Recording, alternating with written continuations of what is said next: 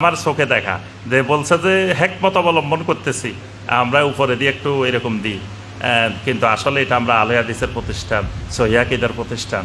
এখন একটু হেকমতের জন্য আমরা এইভাবে থাকি, পরে দেখা গেছে হেকমত করতে করতে পুরো বেদাতি প্রতিষ্ঠান হয়ে গেছে।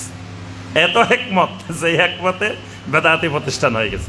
আমাকে এবার মক্কা মুকাররমা একজন কইতেছে, কয় এক আলেম বলতেছেন, বড় আলেম, কয় আপনাকে আমরা মনে করছিলাম একটু আব্দুল্লাহ জাহাঙ্গীর রাহমাহুল্লাহর মতো হেকমতওয়ালা হইবেন, কিন্তু আপনি দেখি এখন সরাসরি খালি আলে হাদিস করেন। তা আমি বললাম যে ভাই, হেকমতওয়ালা এই পর্যন্ত অনেক দেখছি, এই হেকমতের উপকার নাই, হেকমতে ক্ষতি। এই জন্য এই হেকমত বাদ, সরাসরি আলে হাদিস পরিচয় দিয়ে কাজ করবেন, যে দুই একজন অনুসারী, দুই একজন পরিবর্তন হইলে হইব, না হইলে নাই। ওইরকম গোজামেল দিয়ে পরিবর্তন করি, মানুষের ধোকা দিই, পরে দেখা যাবে যে ওই সব বেদাতি হইব, কেউ সুন্নি হয় না।